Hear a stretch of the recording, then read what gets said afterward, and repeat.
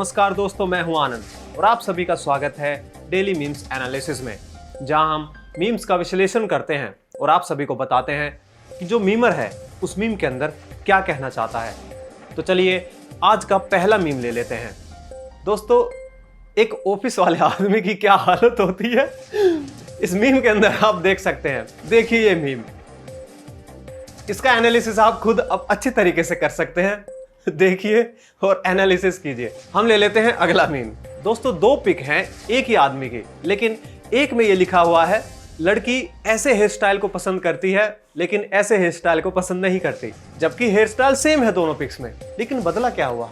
अगर आप ध्यान से देखेंगे तो पीछे गाड़ियां बदली हुई हैं। तो जिस लड़के के पीछे पुरानी गाड़ी है उसको लड़की मना कर देती है, यानी वो लड़के की दौलत को देख रही है, ना कि उसके हेयर स्टाइल को। लेकिन बहाना ये बनाती है कि हाँ, मुझे उसके बाल पसंद नहीं आए। और वहीं दूसरी तरफ उसी लड़के के पीछे अगर होंडा सिविक या कोई भी बड़ी गाड़ी खड़ी हो तो उसके बाल उसे पसंद आ जाते हैं। ऐसा ही मीम हमने पिछले एपिसोड में भी आपको दिखाया था कि लड़कियां स्वार्थी होती हैं, तो लड़कियों का स्वार्थीपना दिखाता हुआ ये मीम। चलिए देखते हैं कि अगला मीम कौन सा है। देखिए दोस्तों, यहाँ पर जेठालाल जी हैं जो गोली को पिंच कर रहे हैं और ऊपर ये लिखा हुआ है जो दूध उबलने वाला होता है, लेकिन दूध उबलने से पहले ही वो गैस को बंद कर देता है, और नीचे जेठालाल है जो गोली को पिंच कर रहा है। इसका क्या मतलब है?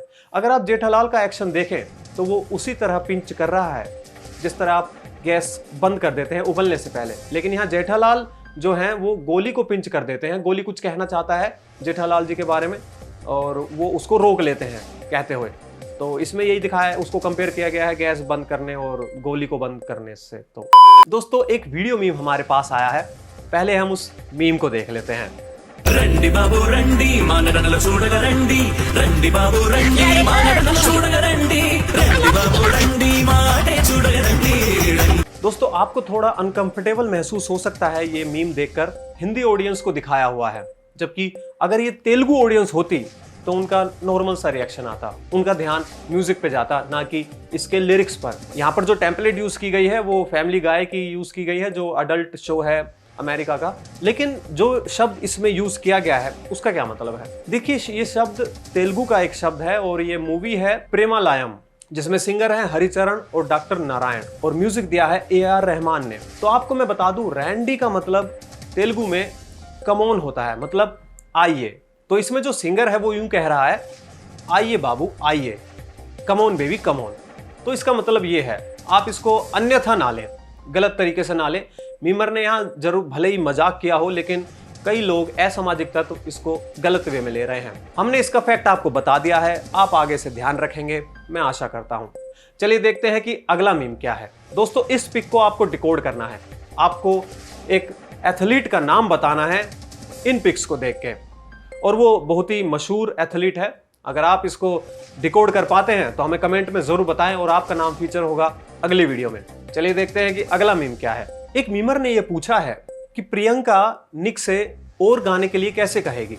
इसका सीधा सा मतलब है, और नीचे आंसर है ऑर्गेनिक। लेकिन आप इसको संधि विच्छेद करते हैं तो वो निकल के ये आता है और गा निक, ऑर्गेनिक मतलब और ज्यादा गानिक। तो प्रियंका निक से और ज्यादा गाने के लिए कहेगी ऑर्गेनिक। बस इसे कहते हैं पुअर मीम। जैसे पुअर जोक होते थे, आजकल पुअर मीम आने लगे हैं, ये उन्हीं में से एक था। हम देखते हैं अगला मीम।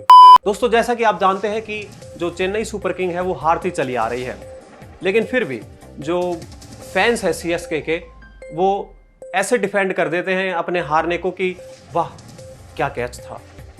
तो इसमें मीमर ने CSK के जो फैन हैं उन पर कटाक्ष मारा है। चलिए देखते हैं अगला मीम। दोस्तों, कल मोदी जी ने एक संबोधन दिया था देश के नाम। उस पूरी स्पीच का सार एक मीमर ने एक लाइन के अंदर डाल दिया है, और वो रहा ये, बिल्कुल रिस्क नहीं लेने का। यहाँ पर हेरा फेरी मूवी की टेम्पलेट यूज की गई है, जिसमें परेश रावल कहते हैं बिल्कुल रिस्क नहीं लेने का। वो ड्रेस व्रेस बदल के जाते हैं, तो ये है वो मीम। देखिए दोस्तों, इसमें यूट्यूबर्स की हालत को बयान किया गया है।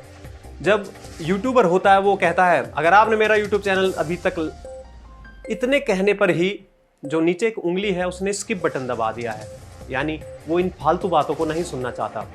और मैं ये दावे के साथ कह सकता हूं कि जिसने ये मीम बनाया है वो इन्हीं चीज़ों से परेशान है, क्योंकि वो यूट्यूब की वीडियोस बहुत देखता होगा और लोग ये कहते रहते हैं कि हमारे चैनल को सब्सक्राइब कर लें, तो उसी टाइम वो स्किप कर देता है।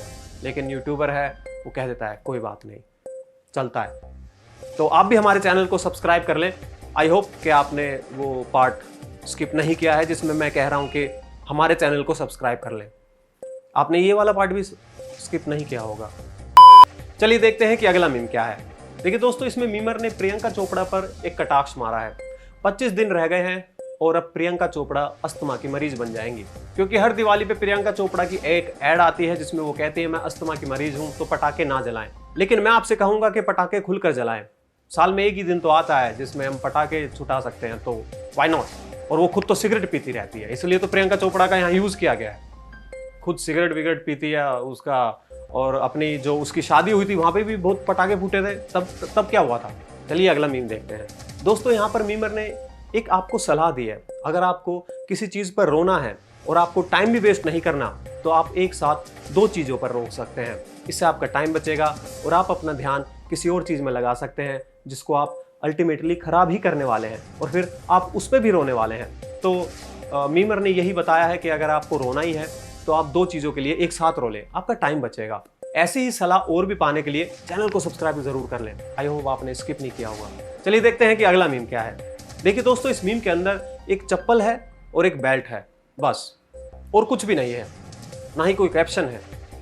तो इस मीम का क्या मतलब है? इस मीम को डिकोड करने के लिए हम चलते हैं अपने मीम एक्सपर्ट के पास, योगेश। हाँ तो आनंद, इस मीम में जो दिखाया गया है, सबसे पहले हम देखते हैं कि इस मीम में ऊपर जो है वो एक चप्पल है। चप्पल क्या दर्शाती है घर में? अगर कोई घर में बेटा कोई गलत काम कर देता तो माँ सबसे पहले चप्पल उठा के मारती है, तो हम इससे ये अंदाज़ा लगा सकते हैं। और दूसरी चीज़ यहाँ पे दिखाई गई है बेल्ट। बेल्ट से हम ये समझ सकते हैं कि अगर आपके पिताजी ने कभी आपको सुट्टा पीते हुए पकड़ लिया, या कभी आपके पेपर में नंबर कम आते हैं, तब भी पिताजी आपके बेल्टों से मारते हैं। मुझे भी खूब मारा है, मैं भी खूब पिटा हुआ हूँ, ये स्वाभाविक है। तो यहाँ पे चप्पल और बेल्ट को एक साथ दिखाया गया है, मतलब कि दोनों माँ बाप एक साथ बच्चे को कूट रहे हैं, मार रहे हैं, पीट रही हैं। जैसे वो WWF में होता था, वो टीम अप करके एक साथ मारते थे दोनों लोग, ऐसे ही चप्पल और बेल्ट को टीम अप करके दिखाया गया है। साफ दर्शाया गया है कि माँ और बाप एक साथ बच्चे को कूट रहे हैं, पीट रहे हैं। तो इस मीम का साधारण सा ये मतलब है। तो बैक टू यू वन। तो दोस्तों, योगेश ने आपको बताया कि उस चप्पल का क्या मीनिंग था और उस बेल्ट का क्या मीनिंग था। तो दोस्तों, आपको ये वीडियो कैसी लगी हमें कमेंट करके जरूर बताएं, और हमारे चैनल को सब्सक्राइब करना बिल्कुल भी ना भूलें। वीडियो को लाइक जरूर करें, 5-10 लाइक तो कर ही दें, और एक शेयर जरूर है। जो भी वीडियो देखता है एक शेयर जरूर कर दें, और कमेंट करके बताएं कि हमारी पिछली जो वीडियोस हैं वो कैसी जा रही हैं। आगे आपको अगर ऐसे शो देखने हैं तो सब्सक्राइब तो कर ही लें। मैंने शायद सब्सक्राइब इस वीडियो में कुछ ज़्यादा ही बोल दिया है, तो प्लीज़ सब्सक्राइब। मिलते हैं आपसे अगली वीडियो में, तब तक के लिए नमस्कार।